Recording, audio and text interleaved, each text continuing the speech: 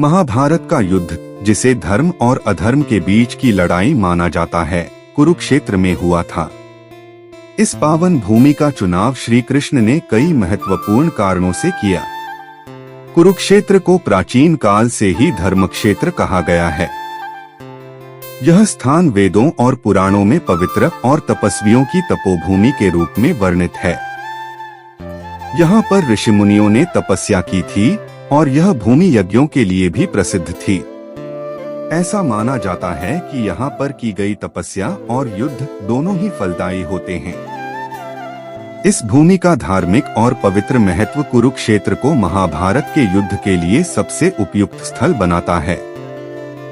कुरुक्षेत्र का नाम कुरु वंश के राजा कुरु के नाम पर पड़ा था, जो इस भूमि पर धर्म और सत्य के मार्ग पर चलते हुए तपस्या किया करते थे। यह भूमि कौरव और पांडव दोनों ही के पूर्वजों की भूमि थी। इसलिए कुरुक्षेत्र न केवल एक पवित्र भूमि थी, बल्कि यह एक ऐतिहासिक स्थल भी था, जो कौरव और पांडव दोनों के लिए समान रूप से महत्वपूर्ण था। श्री कृष्ण ने कुरुक्षेत्र को इसलिए भी चुना क्योंकि यह स्थान सभी के लिए समान रूप से पहुंच योग्य था और यहाँ पर युद्ध के परिणाम न्यायसंगत होने की संभावना अधिक थी।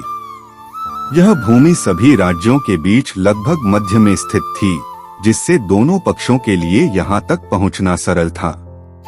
कुरुक्षेत्र को धर्मयुद्ध का उपयुक्त स्थल भी माना जाता था क्योंकि यह स्थान केवल शस्त्र बल पर नहीं, बल्कि धर्म, सत्य और न्याय पर आधारित था। यहाँ पर युद्ध करने का अर्थ केवल जीत हार से नहीं था, बल्कि यह एक नैतिक युद्ध था, जिसमें अधर्म पर धर्म की विजय होनी थी। कुरुक्षेत्र की भूमि ने इस नैतिक और धार्मिक युद्ध के लिए एक उपयुक्त मंच प्रदान किया। कुरुक्षेत्र की भौगोलिक स्थिति भी इस युद्ध के लिए आदर्श थी। यह स्थल इतना विस्तृत था कि दोनों पक्षों की विशाल सेनाएं यहाँ पर आसानी से समा सकती थीं।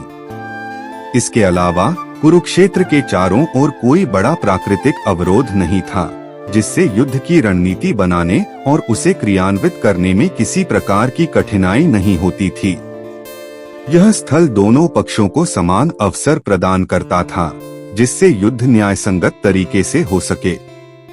श्री कृष्ण का उद्देश्य केवल युद्ध नहीं था, बल्कि वह चाहते थे कि इस युद्ध के माध्यम से धर्म और अधर्म के बीच की लड़ाई को स्पष्ट रूप से दुनिया के सामने प्रस्तुत किया जाए। कुरुक्षेत्र की भूमि, जो पहले से ही धर्म और सत्य की भूमि मानी जाती थी, इस उद्देश्य को पूरा करने के लिए सबसे उपयुक्त थी।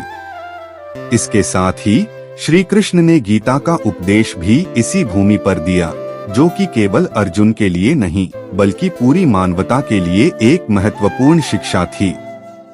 इस प्रकार कुरुक्षेत्र का चुनाव श्री कृष्ण द्वारा महाभारत के युद्ध के लिए कई कारणों से किया गया था।